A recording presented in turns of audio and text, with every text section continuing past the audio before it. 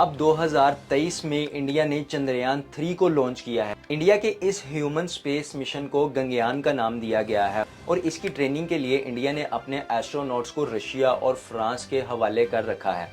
चंद्रयान 3 चांद के सफर पर भारत की धरती से सफलतापूर्वक रवाना हो गया है। योजना के अनुसार चंद्रयान 3 को 23 अगस्त या फिर 24 अगस्त को चांद पर उतरना है। दोस्तों, जिस यूनिवर्स में हम रहते हैं वो 95,000 लाइट ईयर्स जितना बड़ा है और एक लाइट ईयर हमारे 17,000 ईयर जितना लंबा होता है। यानी अगर हम आज यूनिवर्स का सफर करना शुरू करें तो ये 1615000000 ईयर्स के बाद जाकर हम पूरे यूनिवर्स को कवर कर सकेंगे, जो कि ऑब्वियसली एक नामुमकिन सी बात है। और दोस्तों, ये सफर सिर्फ एक ही कंडीशन पर मुमकिन है, जब हम रोशनी की रफ्तार की तरह ट्रेवल करें, जो कि 30 करोड़ मीटर पर सेकंड की रफ्तार से ट्रेवल करती है। इंसानी जिस्म इस स्पीड के एक हिस्से तक पहुंचते ही जल कर खत्म हो जाता है। पर यूनिवर्स ना सही, इंसानों ने आसपास के सियारों और चांद पर पहुंचने की कोशिश शुरू कर दी है। अब दोस्तों, अगर टाइम में थोड़ा पीछे जाके देखें तो जो ममालिक इस दुनिया में सबसे पहले स्पेस की तरफ मुतवज्जो हुए, उनमें United state, USSR, Soviet union, Russia और चाइना शामिल हैं। स्पेस तक रसाई के लिए तमाम ममालिक ने अपने स्पेस एसोसिएशंस एस्टैब्लिश किए हैं, जिनमें से कुछ का हम यहाँ पे जिक्र करेंगे, जैसा कि यूएसए का नासा, जिसका ईयरली बजट $27.2 बिलियन है for the year of 2024। Russia का रोसकोस्मोस, जो कि पहले रशिया के यूएसएसआर का हिस्सा होने की वजह से बाइकोनर कॉस्मोड्रोन जाना जाता है, इसका बजट $1.92 बिलियन है। सीएनएसए ऑफ चाइना का $16.8 बिलियन। अब दोस्तों, बारी आती है इंडिया की, तो इंडिया का ISRO $1.5 बिलियन का बजट रखता है। पाकिस्तान की बात की जाए तो इसका स्पार्को $25 मिलियन बजट के साथ मौजूद है। जापान का JAXA, जिसका बजट करंटली 155 बिलियन येन है। अब दोस्तों, सोवियत यूनियन को ये एजाज हासिल है कि 13 सितंबर 1959 में उन्होंने लूना 2 नामी क्राफ्ट के जरिए चांद पर लैंड करने की कोशिश की, जिसमें कोई आदमी सवार नहीं था और वो कामयाब हुए। यूं सोवियत चांद पर बगैर किसी इंसानी जान के स्पेस क्राफ्ट भेजने वाले पहले मुल्क बने। On the 14th of September 1959, shortly after midnight in Moscow, the Soviets became the first people to successfully send a human-made object to the moon.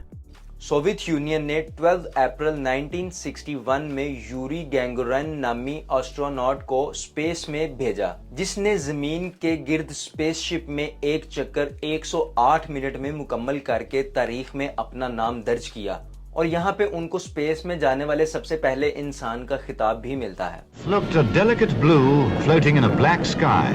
So said the first man in space after his fabulous journey of 108 minutes, Major Yuri Gagarin, a 27-year-old Soviet Air Force officer whose name will live in history. अब दोस्तों, इसके mission की लागत की बात की जाए तो ये $15 बिलियन बताई जाती है। अब थोड़ा सा आगे चलें तो यूएसएसआर के डिसॉल्व होने के बाद रशिया की बात की जाए तो एलेक्सी लेनोव ने 1965 में ये काम अंजाम दिया। 10 साल तक स्पेस में पहुंचने का ये एजाज सोवियत के पास रहा, जो फिर 1962 में यूनाइटेड स्टेट के पास चला गया, जब उसने चांद की सरफेस पर लैंड किया। 1968 और 1972 के दरमियान यूएसए ने अपोलो नामी मिशन शुरू किया, जिसने 1 साल बाद कामयाबी हासिल की, जिसकी कुल कीमत $25.8 बिलियन बताई जाती है।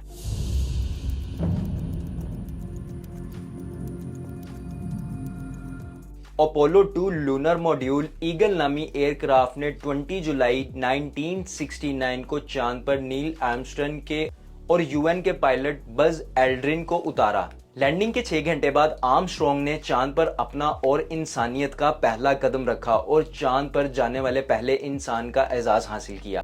Man finally has visited the moon after all the ages of wishing and waiting.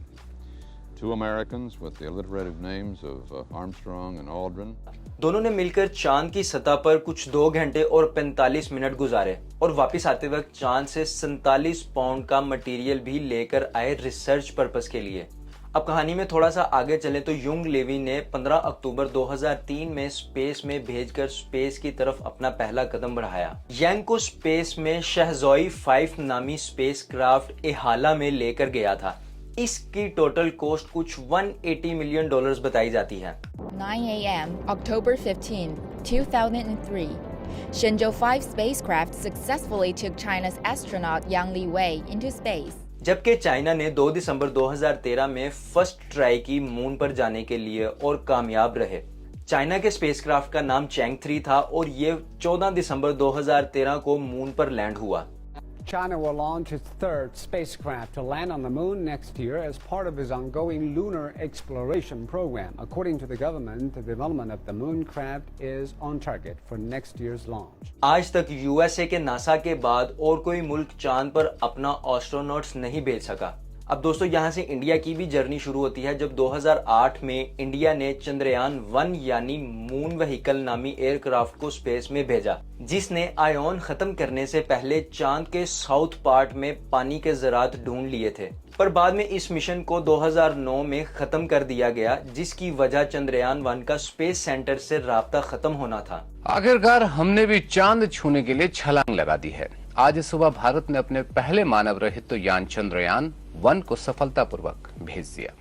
लेकिन दोस्तों इस मिशन ने इंडिया को दुनिया का 5वां ऐसा कंट्री बना दिया जिसने चांद की सतह को सर किया है। अब इंडिया अपने इस मिशन को अचीव करने के लिए 2009 में फिर से चंद्रयान 2 को भेजता है ताकि चांद की सतह पर विक्रम लैंडर नामी मशीन को उतारें, मगर लैंडिंग के दौरान ही ये क्रैश होकर तबाह हो जाती है। भारत का महत्वाकांक्षी मिशन चंद्रयान शुक्रवार देर रात चांद से महज 2 किलोमीटर की दूरी पर आकर खो गया और उसके बाद अब 2023 में इंडिया ने चंद्रयान 3 को लॉन्च किया है। इंडिया के अकॉर्डिंग चंद्रयान 23 अगस्त 2023 को चांद पर लैंड करेगी और चांद के साउथ पोल पर पहुंचेगी, जो कि पानी के ज़रात की मौजूदगी की वजह से दुनिया भर में साइंटिस्ट और स्पेस एजेंसीज का फेवरेट एरिया है। चंद्रयान 3 चांद के सफर पर भारत की धरती से सफलतापूर्वक रवाना हो गया है।